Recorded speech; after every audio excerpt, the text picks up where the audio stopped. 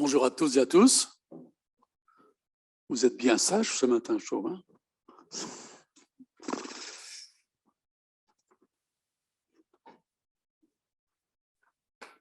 Alors ce matin, j'aimerais qu'on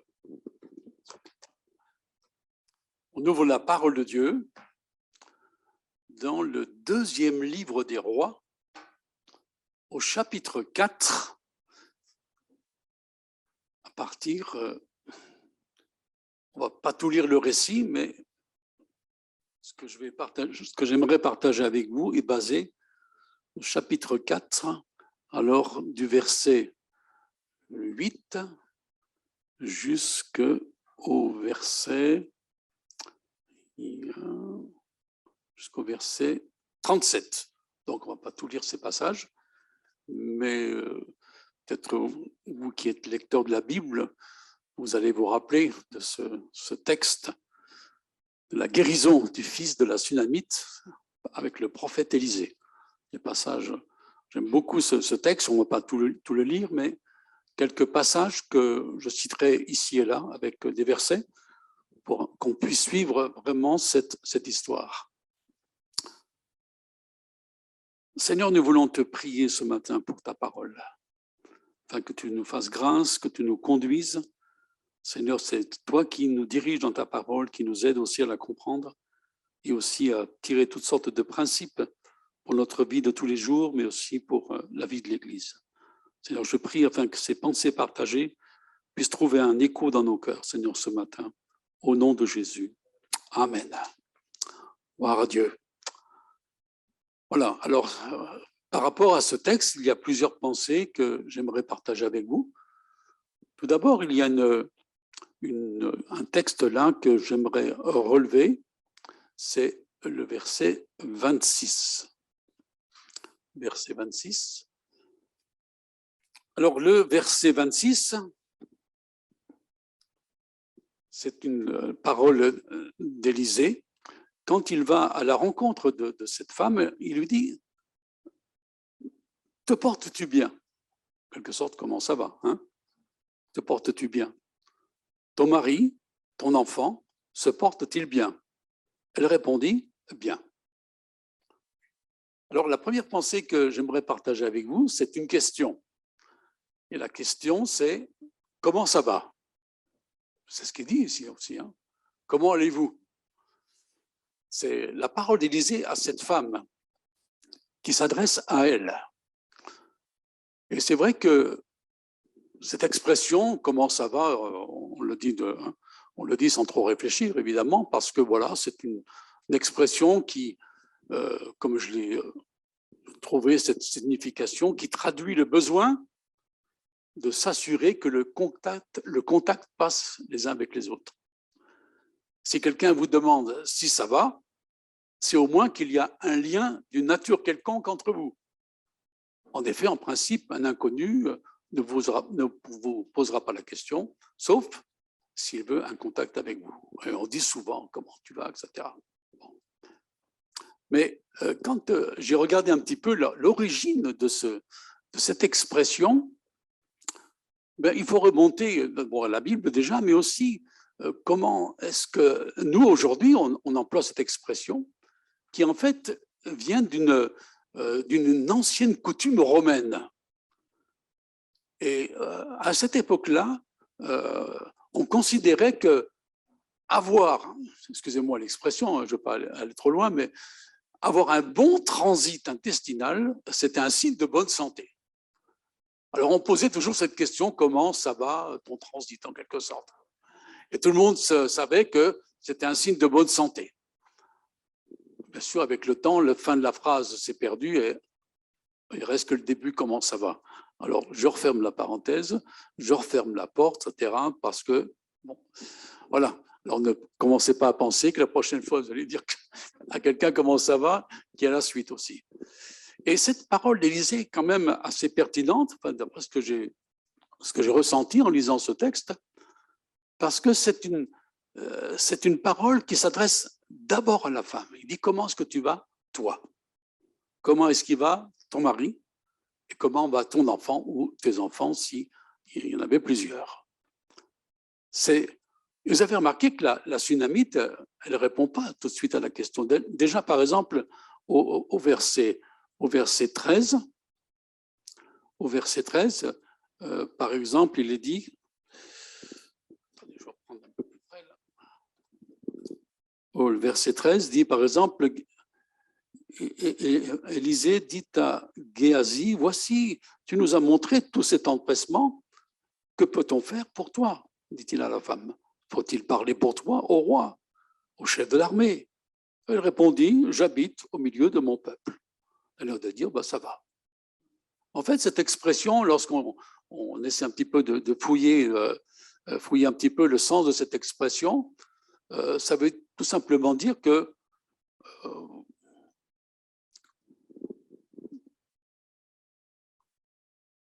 c'est la réponse de quelqu'un qui se sent en sécurité là où elle vit. Tout va bien pour moi, j'ai un mari formidable, voilà, j'ai tout ce qu'il faut pour être heureuse. Mais aussi un autre sens pour être aussi dégagé de ce texte, c'est que l'expression, quand Élisée dit est-ce qu'il faut parler pour toi au roi, au chef de l'armée, etc., c'est peut-être une expression aussi qui pourrait dire exprimer une certaine réserve par rapport aux autorités du royaume. C'est-à-dire de dire, oh non, ce n'est pas la peine de parler au roi ou au chef de l'armée.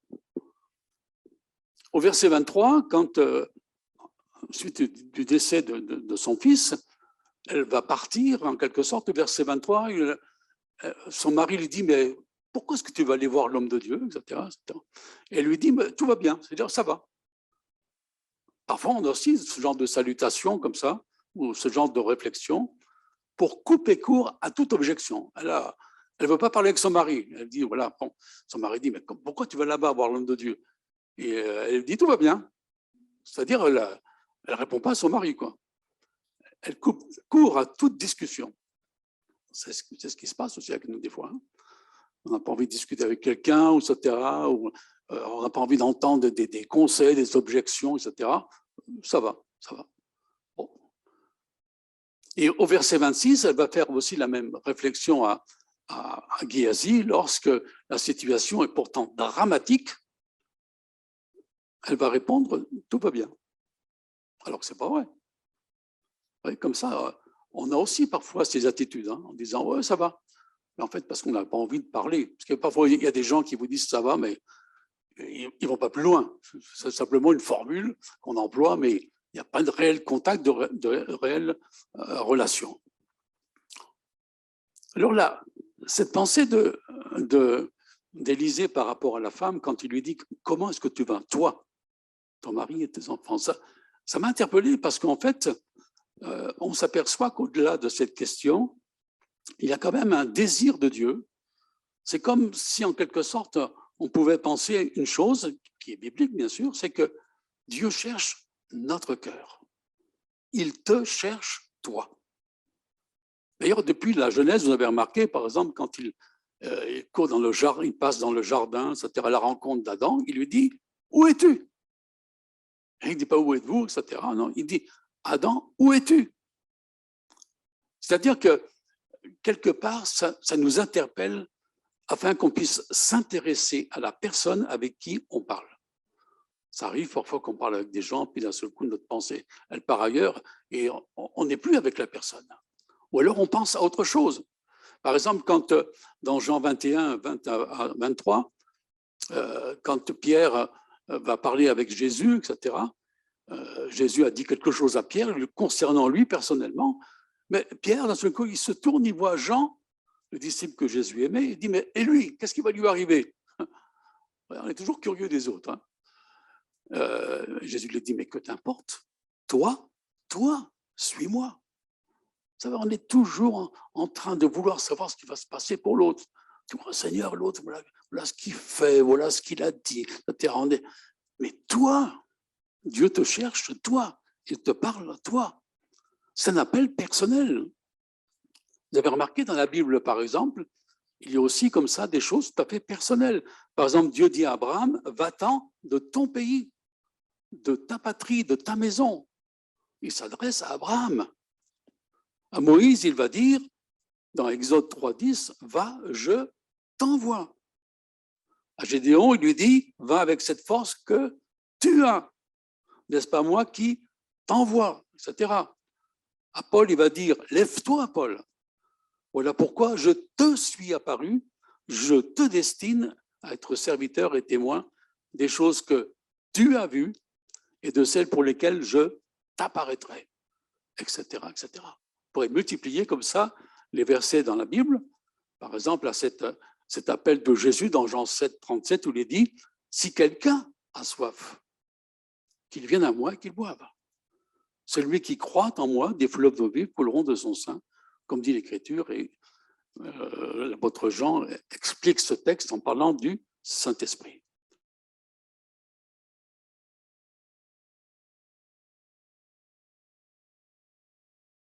Soif, non. Si quelqu'un a soif, c'est un appel pour nous. Parce que si on attend les autres, parfois on peut attendre longtemps. Hein. Et ça m'a donné aussi d'avoir cette pensée. Au fond, le Seigneur, qu'est-ce qu'il te dit à toi? Excusez-moi. Je ne sais pas si c'est comme moi, mais ce masque, il assèche la gorge. Quel est son appel pour toi?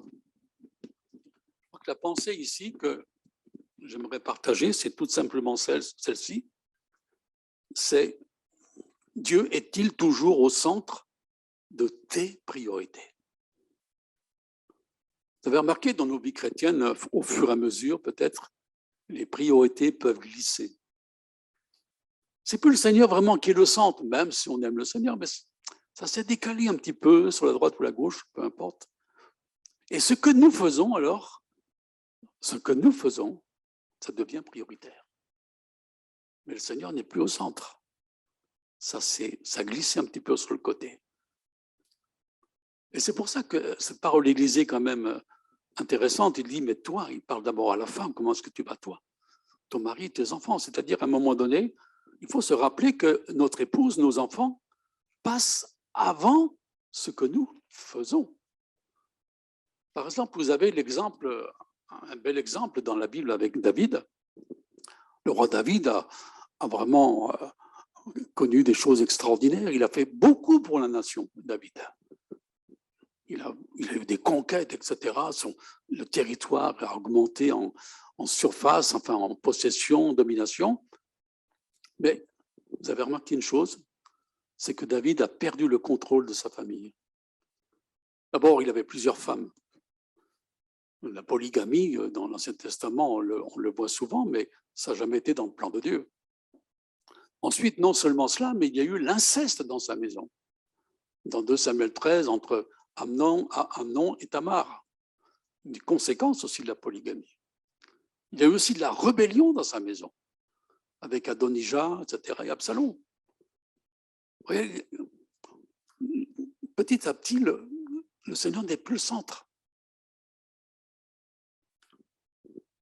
Nos priorités glissent.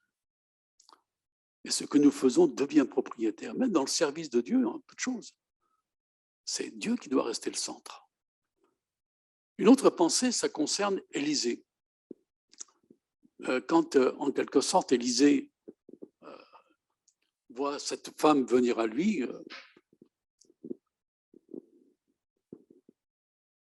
en quelque sorte, il va discerner et ressentir la souffrance de cette femme. Géasi la repousse un petit peu plus loin dans le texte. Hein. Géasi la repousse, mais Élisée dit, laisse-la. Parce qu'il y a de l'amertume dans son cœur, il y a de la souffrance. Et Géasi n'a pas du tout ressenti ça. Lui, il fait son service de serviteur sans trop se préoccuper des autres choses. Je pense que c'est important que nous puissions discerner, ressentir aussi la souffrance des autres, ne pas avoir je dirais des attitudes comme ça sans trop réfléchir. Ça m'a fait penser, vous savez, quand Anne est venue dans le temple, dans 1 Samuel 1 avec le petit Samuel, hein, vous vous rappelez ça, cette période où Anne était dans le temple, elle priait, elle était tellement dans la souffrance parce qu'elle voulait avoir un enfant, etc. À l'époque, c'était comme une malédiction de ne pas avoir d'enfant et surtout pas de fils. Alors, il y avait toute cette attitude-là. Et puis, sa rivale, etc., parce que son mari il avait 2 femmes. Voilà, il y avait vraiment des tensions terribles dans ce foyer. Et alors, elle est dans le temple en train de prier. Elle souffre tellement qu'elle ne peut même pas, ça ne sort pas de sa bouche. Et qu'est-ce qu'il fait, le sacrificateur Élie? Il vient par elle, il dit, mais combien de temps est-ce que tu vas encore étaler ton ivresse? C'est notre traduction, il dit, va cuver ton vin ailleurs. Vous vous rendez compte? Elle qui vient chercher du secours dans le temple de l'Éternel et avoir une parole vraiment d'un homme de Dieu, là, je crois que, je ne sais pas comment vous aurez fait, enfin moi je ne suis pas une femme, bien sûr, non mais je ne sais pas comment on peut prendre la chose, mais elle, on n'a pas l'impression que ça la bouge tant que ça. Elle dit non, je ne suis pas ivre, je n'ai pas bu de boisson alcoolisée, mais je suis malheureuse, j'épanche mon âme devant le Seigneur. Ne me juge pas mal, ne me considère pas comme une femme perverse. Si j'ai prié aussi longtemps, c'est parce que mon cœur débordait de chagrin et de douleur. Waouh! Alors le sacrificateur, il commence à reculer un peu, en disant, il y a quelque chose là que je n'ai pas saisi. Hein. Dans ce cas, lui dit Élie, va en paix, et que le Dieu d'Israël exauce la requête que tu lui as adressée. Une autre pensée, c'est que Élisée ne connaît pas le pourquoi de la souffrance de cette femme. Il dit, voilà, son âme est dans l'amertume et le Seigneur ne me l'a pas révélé. Malgré qu'il soit prophète, il ne connaît pas tout. Et Dieu n'est pas obligé, parce que c'est Élisée, de lui dire ce qui se passe. Vous savez que parfois dans nos vies, c'est comme ça, il arrive aussi des choses très soudainement, hein, des choses qui nous choquent. On est rarement préparé à un événement, une maladie grave, ou d'un seul coup, alors qu'on passe un examen, je dirais tout à fait anodin, etc., on dit monsieur ou madame, etc., voilà ce qui se passe. On a détecté quelque chose, et après, il y a toutes sortes d'examens, etc., et on vous déclare une maladie grave, ou quelqu'un qui décède brutalement, un accident de la route, du travail, etc., c'est vraiment choquant tout cela. Et on n'a pas la réponse à tous nos pourquoi.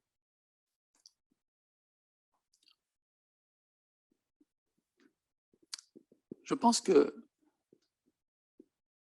Élisée, bien sûr, n'a pas la réponse. Il faut se dire que celui qui nous a donné la grâce d'accueillir des enfants, est-ce qu'il a la puissance de les faire naître à une vie nouvelle?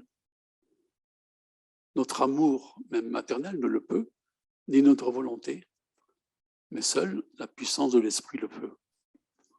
Et je pense que ça rejoint un petit peu tout ce qui se passe des fois dans nos assemblées, l'enseignement qui est apporté dans le dimanche matin, etc., ne nous dispense pas en tant que parents, père et mère, vraiment de nos responsabilités, d'une vie exemplaire centrée sur la personne de Christ, avec nos limites et nos faiblesses. Pendant des années, dans les mois, on animait des camps d'adolescents avec les Sarments, et je me souviens parfois des thèmes qu'on abordait avec les ados, c'était accorder à vos parents le droit à l'erreur. Parce que dans les camps d'ados, on entend sur les parents. Hein. Mais accorder à vos parents le droit à l'erreur. Une autre pensée maintenant, c'est concernant cette femme. C'est vrai, quand on lit ça comme ça, rapidement, je l'ai déjà fait aussi, mais à ce coup, on se pose la question, mais voilà une mère, au verset 19 à 24, une mère qui est en détresse. J'ai lu un article dernièrement par rapport à cela, un article de Santé Magazine, où il a dit « La perte d'un enfant est une épreuve atroce. C'est un événement tragique, contraire à l'ordre naturel des choses, qui bouleverse l'existence.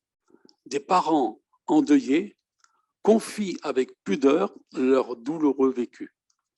Entre la mort d'un enfant et la vie qui, malgré tout, doit continuer. pourquoi est-ce que ça nous arrive à nous? J'ai lu aussi cette phrase, quand un enfant perd ses parents, on dit que c'est un orphelin. Quand un mari perd sa femme, il devient ou mais quand un parent perd son fils ou sa fille, quel est le mot? Il n'y en a pas. Il n'y en a pas. C'est pour ça que c'est d'autant plus tragique et douloureux, une souffrance vraiment indescriptible. Alors évidemment, nous, on est des hommes, on ne peut pas vraiment ressentir vraiment ce que ressent une femme. Hein. Ça, c'est sûr. J'ai relevé aussi cette parole de David Wilkerson, hein, vous connaissez certainement cet homme de Dieu, qui est décédé aussi d'une façon brutale hein, dans un accident de voiture en 2011. Et il a écrit ces paroles, il a dit « Le bonheur, ce n'est pas de vivre sans souffrance ni blessure. Le véritable bonheur, c'est apprendre à vivre fidèlement et avec grâce un jour après l'autre. Malgré la souffrance et la peine, c'est apprendre comment se réjouir dans le Seigneur, peu importe ce qui s'est passé dans le passé, tu te sens peut-être rejeté, abandonné, ta foi est peut-être faible, tu penses que tu es à terre, le chagrin, les larmes, la souffrance et le vide t'enveloppent, peut-être par moments, mais Dieu est toujours sur le trône, il est toujours le Seigneur Tout-Puissant. Et cite son épouse, une épouse qui a connu des miracles, puisque son épouse a été opérée 26 fois, et plusieurs fois à cause du cancer. Donc, il sait de quoi il parle. Faire son deuil, c'est accepter la réalité de la perte. C'est un manuel de relations d'aide de Poujol, il dit « On peut comparer cela à une plaie qui se cicatrise. Plus la plaie est profonde, plus elle met du temps à se cicatriser. L'endroit reste douloureux un certain temps, mais arrive le temps où elle ne fait plus mal. La cicatrice est là, mais la douleur est plus ou moins disparue. Évidemment, ce n'est pas non plus un absolu, hein, ce genre d'écrit. C'est important de considérer aussi tout ce qui se passe dans le cœur d'une personne qui vit une telle situation. J'ai lu que, je vais bientôt terminer avec ça, mais ce sont des déclarations qui sont quand même importantes quand on a besoin sur lesquelles on a besoin de réfléchir concernant, par exemple, les 5 phases du deuil. Il y a un psychiatre, une dame qui s'appelle Elisabeth Kubler-Ross, et je m'aperçois que dans tous les manuels de relations d'aide, on décrit les mêmes choses. C'est 5 étapes, ou 5, 6 ou 4 étapes, enfin peu importe, mais il y a toujours ces étapes qui sont là, comme par exemple le déni. Le déni, c'est une personne qui est dans le déni, c'est une personne qui refuse toute aide, qui a tendance à se braquer et à être sur la défensive. Elle ne demande rien à personne alors qu'elle aurait besoin d'être entourée. Le déni, la colère, le marchandage aussi, on négocie. On dit, oh, mais si tu fais ceci, si tu fais cela, si tu guéris, etc., je ne ferai plus certaines choses, etc. Bon, on réalise que voilà, il y a des choses qui reviennent à la surface. La dépression, la remise en question, le remords, les reproches. Et enfin, ce qu'on appelle une période d'acceptation, de reconstruction, dans laquelle on va réorganiser sa vie. Alors, ce n'est pas un ordre absolu, évidemment, il y a parfois des choses qui interfèrent et qui reviennent. Le décès subit du fils de cette femme va la pousser à l'action. Excusez-moi, je sens que la gorge sèche.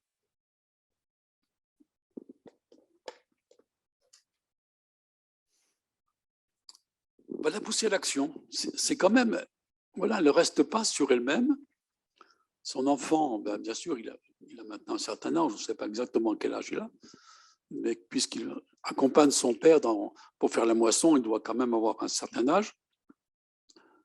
Et voilà, cette femme, elle a son garçon qui est qui est né d'un véritable miracle, quand on peut lire dans ce texte. Et on réalise que, je dirais, tout ce qu'on peut faire pour communiquer la vie, c'est pas suffisant.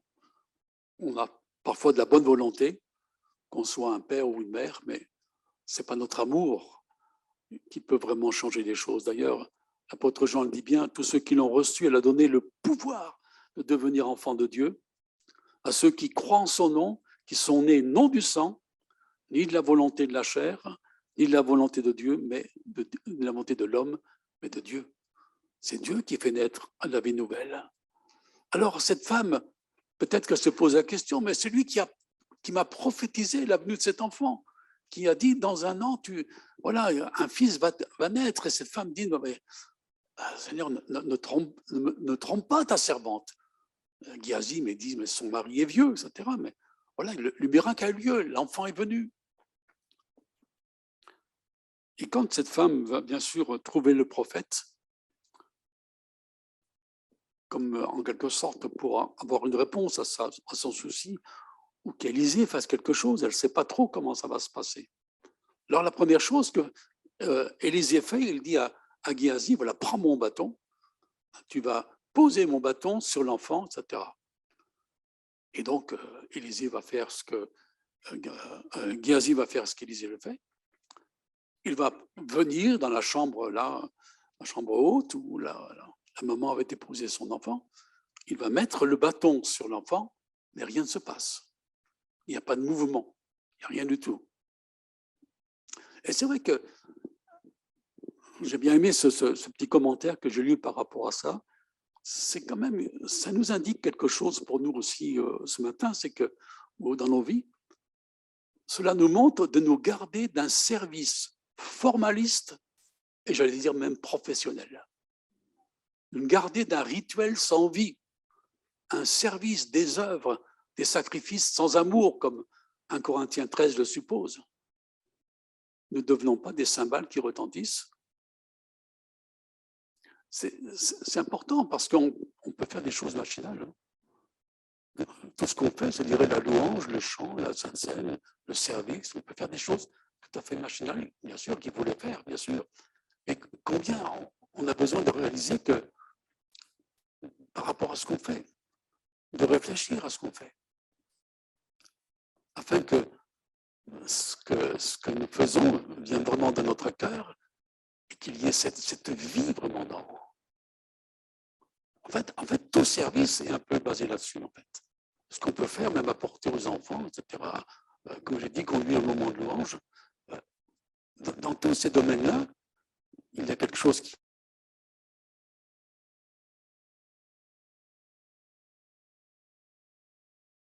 part devant le Seigneur, il prie. Celui qui va faire telle ou telle chose pour les enfants, la prédication, c'est pareil. On a besoin même quand on vient ici, d'avoir un cœur disposé, même si parfois on ne l'est pas toujours, et on va se disposer durant le culte, parce que voilà, il y a des choses qui nous ont tellement travaillé. Oui, gardons-nous de faire des choses d'une façon machinale, parce que ça n'apporte pas la vie.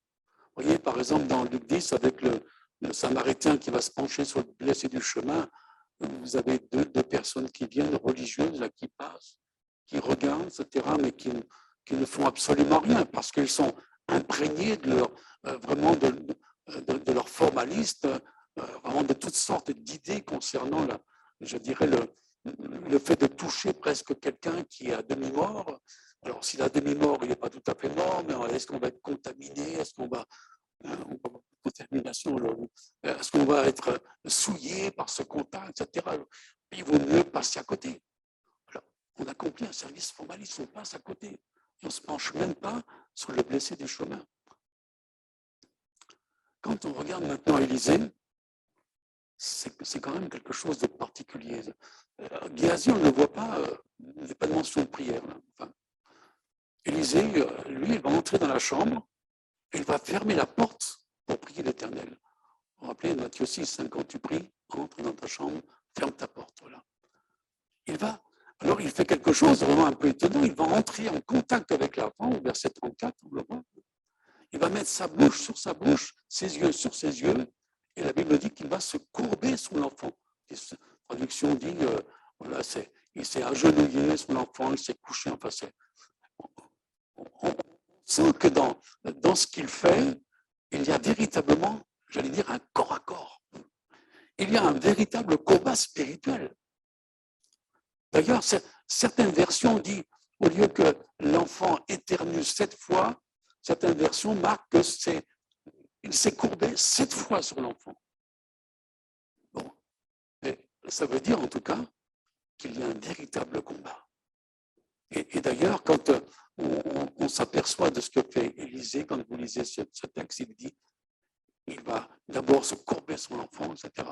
Et ensuite, il va aller ça et là à la maison, comme s'il y avait vraiment un combat. Là. Il veut rester concentré, il se pose beaucoup de questions concernant cet enfant, pourquoi cet enfant est mort, etc. Et il livre un combat vraiment contre la puissance de la mort. En fait, la pensée ici, c'est que un besoin d'entrer en contact avec l'enfant, avec l'intérêt de l'enfant. En contact avec l'intérêt de l'enfant, d'avoir une parole adaptée dans la bouche. Ça parle de la parole, une parole qui est adaptée à l'intérêt de l'enfant. Au niveau des yeux, c'est voir comme l'enfant voit. Parfois, on veut traiter les enfants comme des adultes. Il faut voir comme l'enfant voit. Il faut se mettre à son niveau. Il va se courber sur l'enfant comme je l'ai dit, c'est un combat intense. Quand on regarde tout cela, la dernière pensée, c'est concernant des encouragements dans le combat spirituel. Parce que Dieu aussi nous encourage dans le combat spirituel. Vous avez remarqué que la première chose qui se passe au verset 34 et 35, c'est que l'enfant se réchauffe. Ça, c'est un signe de vie, là, le réchauffement.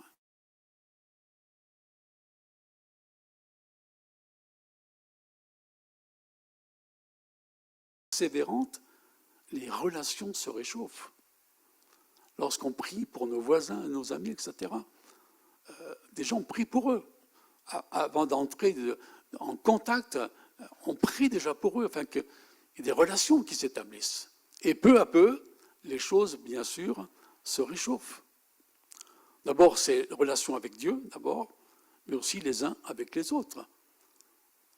Pour se connaître, mieux se connaître les uns avec les autres, il faut prier les uns pour les autres.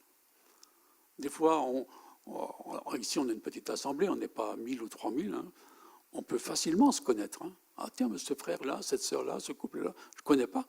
Ah, tu ne connais pas, mais d'abord, on va prier pour eux. Et puis, l'occasion va être peut-être donnée d'avoir un contact pour mieux se connaître. Et ça, tout ça, c'est important. Ça fait partie vraiment d'encouragement dans le combat spirituel que nous menons les uns avec les autres et les uns pour les autres. Par une prière persévérante, nos enfants, nos familles vont commencer à donner des signes de vie. Il y a des choses qui vont se réchauffer.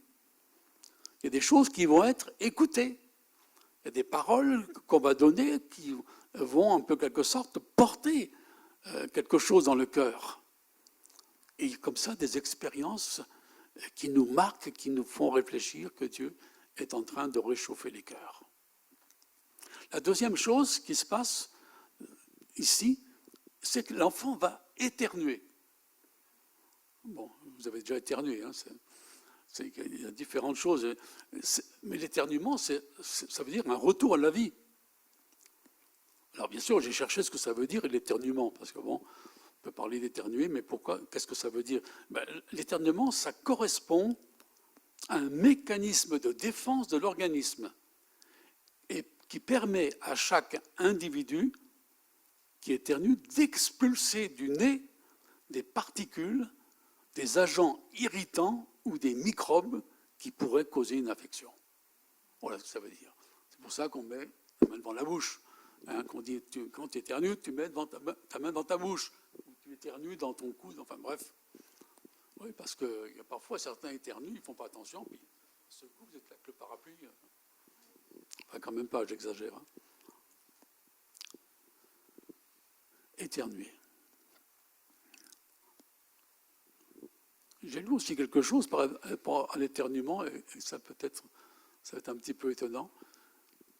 J'ai lu que lorsqu'on retient un éternuement ou une envie de tousser, et qu'on essaie de contenir un flux d'air expulsé à 50 km/h.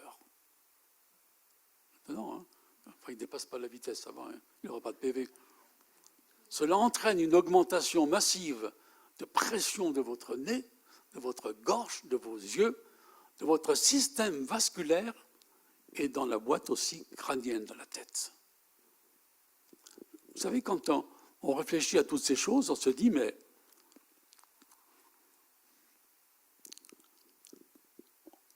parfois, là, c'est ce que fait la vie nouvelle, enfin, c'est ce que veut faire la vie nouvelle.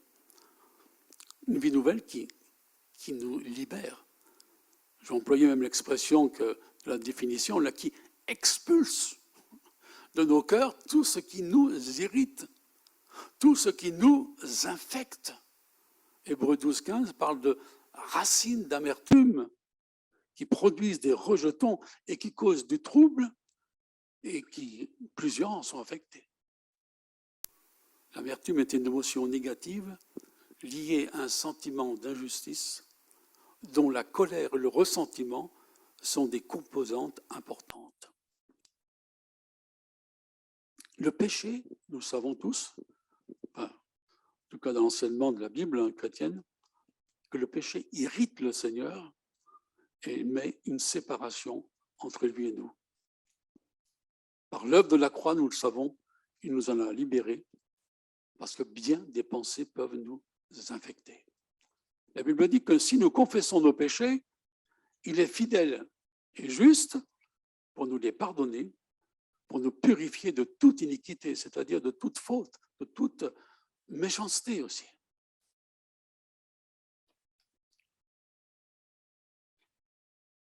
La troisième chose, troisième pensée par rapport à ce combat spirituel, c'est que l'enfant, enfin, ouvre les yeux.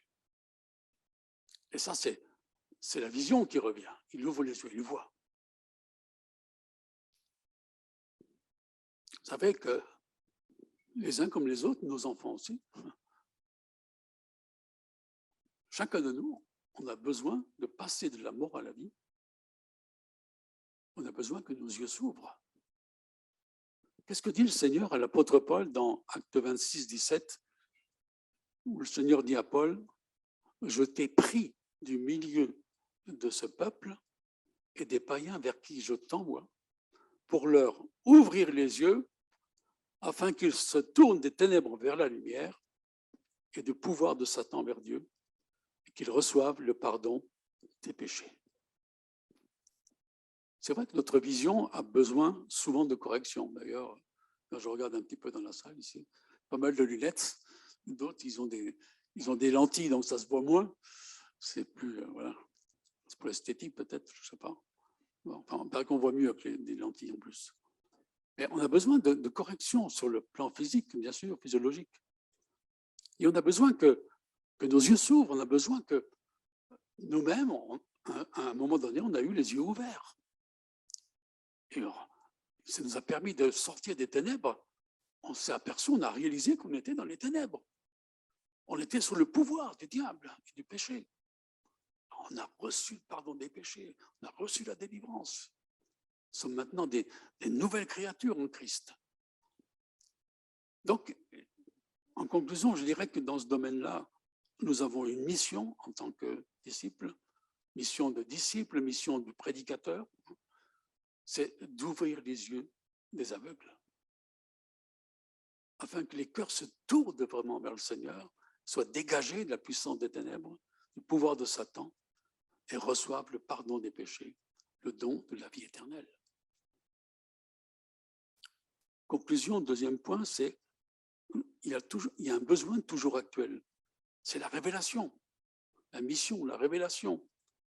Je dirais, on a besoin d'avoir comme dit Paul dans Romains 12, 2, une intelligence renouvelée, éclairée. On a besoin, c'est la prière de Paul dans les Éphésiens,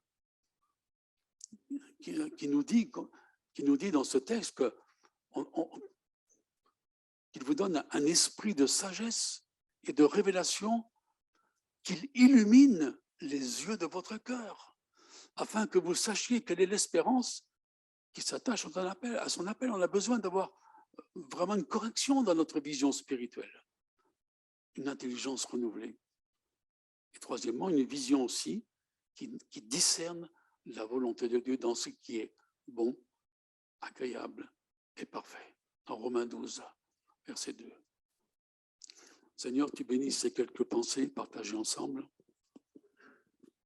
Merci parce que tu veux encore ce matin que nos yeux s'ouvrent sur nos situations, peut-être de ténèbres, afin que nous puissions être éclairés pour nous tourner vers toi et sortir des ténèbres, du pouvoir de Satan et du pouvoir du péché, parce qu'en toi nous avons le pardon, la délivrance, le salut.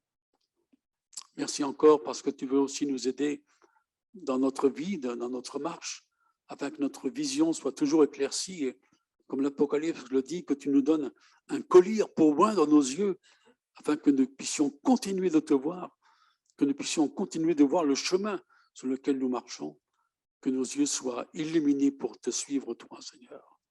Besoin de révélation et besoin aussi d'une vision qui nous permet de discerner ta volonté dans ce qui est bon, agréable et parfait. Parce que c'est vrai, ce qui est bon, c'est que tu veux que tous les hommes soient sauvés et parviennent à la connaissance du salut. Que nous restions dans cette vision. Ce qui est agréable, la volonté qui est agréable, c'est une volonté, Seigneur, qui nous parle de sanctification, de marcher ce qui est agréable au Seigneur, de le faire ce qui lui est agréable. Garde-nous aussi dans cette vision, Seigneur, et aussi dans une vision d'une volonté parfaite, une notion de service. Donne-nous cette vision du service et que nous puissions être là où tu veux que nous soyons, avec les dons que tu nous donnes. Seigneur, bénis encore tout ton peuple, mes frères et sœurs, ce matin. Amen.